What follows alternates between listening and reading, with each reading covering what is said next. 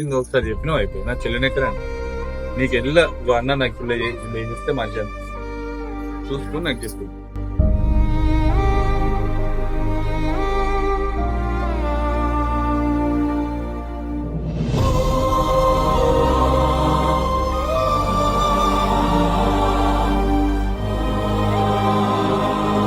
పోయి నాకు ఫోన్ చేయి, మళ్ళీ అవసరం అడిగి ఫోన్ చేయాలి, ఓకేనా?